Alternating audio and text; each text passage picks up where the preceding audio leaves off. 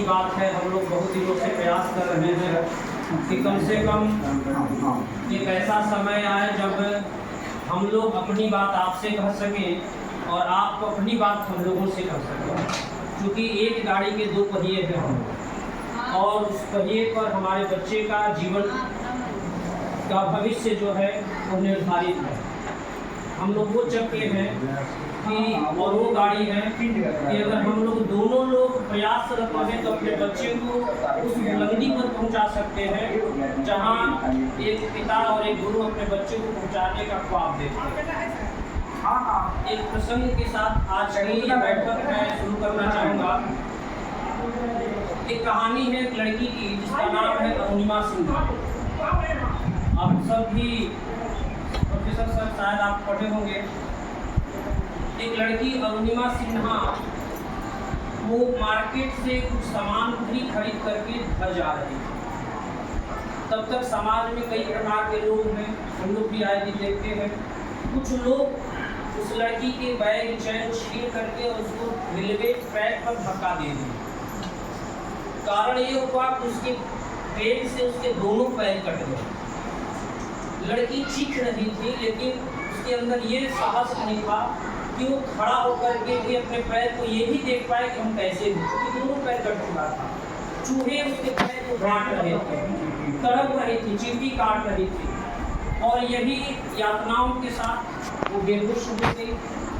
2 दिन के बाद जब उसको होश आया तो अरुणिमा सिन्हा अपने आप को दिल्ली एम्स में पाया, और जब खड़ा होने की प्रयास की तो खड़ा नहीं हो पा रही है।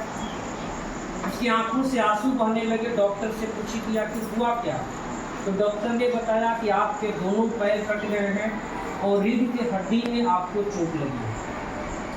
वह लड़की जो है आसमान की तरफ देखी और ईश्वर से यही कही रोते हुए कि प्रभु इतनी यातना के बाद भी अगर आप हमको जीवित रखे हैं, इसका मतलब कि कुछ आप हमसे अच्छा कराना चाहते हैं, कुछ ऐसा कराना चाहते हैं जो लोगों के लिए मैं प्रेरणा बनूं। और उसी समय वो लड़की कही कि मैं पढ़ लेती हूँ कि मैं दुनिया की सबसे ऊंची चोटी माउंट एवरेस्ट की ऊंचाई को चढ़ूंगी। और सोचिए कि जिसके दोनों पैर नहीं है, रीढ़ की हड्डी में चोट है, पता नहीं वो ठीक होगी कि नहीं, लेकिन वो बच्ची अपने मन में दृढ़ संकल्पित होती है कि मैं माउंट एवरेस्ट की चढ़ाई चढ़ूंगी, जहाँ पे स्वस्थ व्यक्ति चढ़ने में अपने आप को बहुत तपस्या करना है, तब आप चढ़ेंगे। वह अरुणिमा सिन्हा बिछेंद्री पाल से मिली। बिछेंद्री पाल के पास अपनी बात को रखा। एक गुरु क्या होता है, बिछेंद्री पाल ने उसके कंधे पर हाथ रखते हुए बोला कि बेटा तू माउंट एवरेस्ट की चढ़ाई चढ़ गई, अब उस दिन केवल दुनिया को पता है करना है, दुनिया को तारीख पता होना बाकी है। यानी उसके अंदर वो हौसला अफजाई की। ये नहीं कहा कि आपके पैर नहीं है आप कैसे चढ़ोगी, आर्टिफिशियल पैर से आप कैसे चढ़ोगी, लेकिन ये सारी चीज़ें वो नहीं कही। उन्होंने कहा कि बेटा तुम मेरे पास आई हो तो दुनिया की सबसे ऊंची चोटी की चढ़ाई तुम आज चढ़ गई, केवल दुनिया को तारीख पता हो। और मैं गर्व से कह सकती हूँ, मैं कह सकता हूँ कि अरुणिमा सिन्हा केवल माउंट एवरेस्ट ही नहीं बल्कि दुनिया के 7 सबसे ऊंची चोटी की चढ़ाई आर्टिफिशियल पैर से चढ़ी। तो हम लोग स्वस्थ हैं, हम लोग स्वस्थ हैं, और आपका सहयोग मिले, हम सबका सहयोग अगर समन्वय हो तो हमारे बच्चे क्यों न उस जगह पर जाएं जहां से हम गर्व से कह सके कि हाँ ये हमारे बच्चे हैं। जब हम लोग आए थे यहाँ पे तो मन में एक भयावह डर था, क्योंकि जैसे मैं कहूँ कि कैमूर तो लोगों को लगता है कि कैमूर की पहाड़ी नक्सली क्षेत्र है, तो एक मन में भयावह था कि भाई राजगीर नालंदा उधर सुने हैं बड़ा कैसे लोग होंगे। लेकिन मैं आज विश्वास के साथ आपसे कहता हूँ कि मुझे आने के बाद ये हम लोगों को नहीं लगा कि अपने घर से ज़्यादा प्यार आपको इसके लिए जगह है। जगह है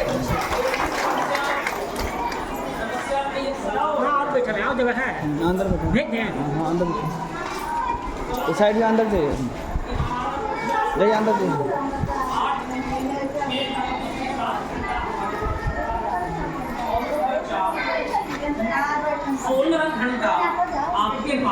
कितना बैठेगा तुम? इससे ज़्यादा समय आपके पास हो जाएगा और उस बच्चे को आप भी बहुत अच्छे से जानते हैं और अपने बच्चे को हम लोग भी बहुत अच्छे से जानते हैं। चलिए उधर लेकिन एक समस्या आ रही है इधर आ जाइए।